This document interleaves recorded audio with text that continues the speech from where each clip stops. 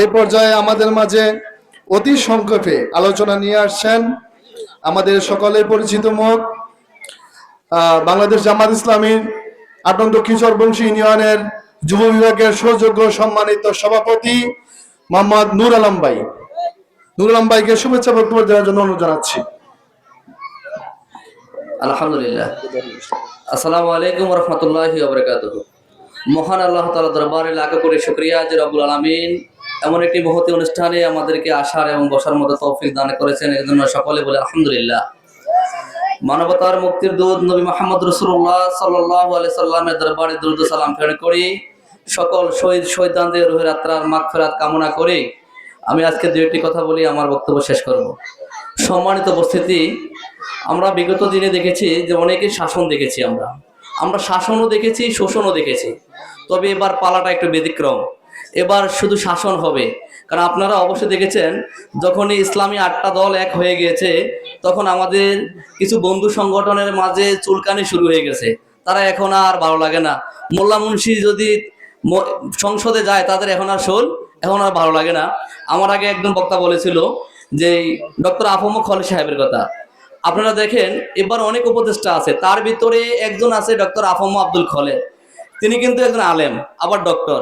তাহলে একজন আলেম এবার মাত্র উপদেষ্টা হওয়ার কারণে আমরা হজ যাত্রীর সম্পূর্ণ খরচটা বহন করতে পেরেছি এবং পুঙ্খানুপুঙ্খানু হিসাব পেয়েছি। এবং তিনি একথা বলেছেন যতটুকু অবশিষ্ট থাকবো ওগুলা তাদেরকে দেওয়া হবে। কিন্তু এর আগে আমরা যদি বাংলাদেশি বলি তাহলে 54 বছরের ভিতরে কিন্তু আমরা এত হিসাব কিতাব আমরা কখনো পাই নাই, কিন্তু এখন আমাদের হিসাব পাওয়া শুরু হয়ে গেছে।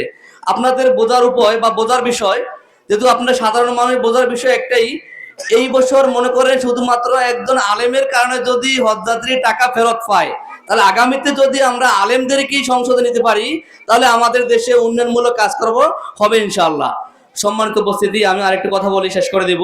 আরেকটা কথা হলো, আমাদের বন্ধু সংগঠন যখন আমাদের এই অনুষ্ঠানগুলো দেখে, প্রোগ্রামগুলো দেখে, তখন তাদের মন আর ভালো লাগে না। বাংলাদেশ জামাত ইসলামী এবং ইসলামী দলগুলো শুধু আজকে না, বিগত অনেক সময় তারা প্রোগ্রাম সব সময় করে গেছে। আপনারা এটা সাক্ষী অবশ্যই দিবেন।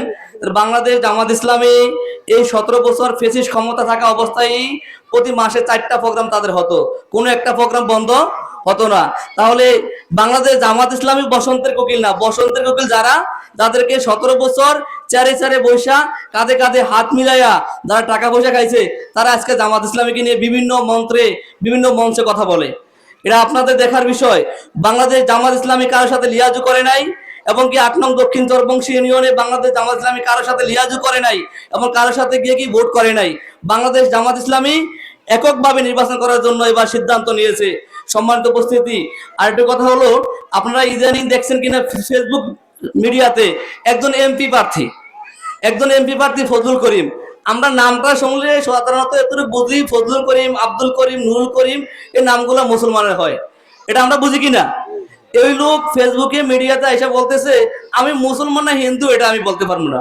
তাহলে জাতির কপাল কি দুর্ভাগ্য, জাতি কাদের পিছনে যাবে? আমি যদি বলতে না পারি যে আমি কি মুসলমান না হিন্দু, তাহলে আমার পিছনে আপনি কেন যাবেন বা যাওয়ার দরকারটাই কি? আমি আপনাদেরকে উদাত্ত আহ্বান করে বলতেছি, যদি আমি আপনাদের এলাকার সন্তান, আমার বাড়ি আপনাদের কাছাকাছি, আমি আপনাদের উদাত্ত আহ্বান করে বলতেছি, ইনশাআল্লাহ দাঁড়িপাল্লা যদি বিজয় হয় এবং লক্ষ্মীপুর 2 আসন থেকে যদি মাস্টার রুহুল আমিন ভূঁইয়াকে আমরা বিজয় করতে পারি, ইনশাআল্লাহ দেশে চাঁদাবাজ, দুর্নীতিবাজ, চর দখলকারী, হত্যাকারী ইনশাআল্লাহ দেশে থাকবে না। সম্মানিত উপস্থিতি, এই বলে আমি আমার বক্তব্য এখানে শেষ করছি। আসসালামু আলাইকুম ওয়া রাহমাতুল্লাহ। আলহামদুলিল্লাহ। এদেশে কি শিবির আছে? শিবির কি আছে? আমরা কি দেখেছি শিবির কি করে?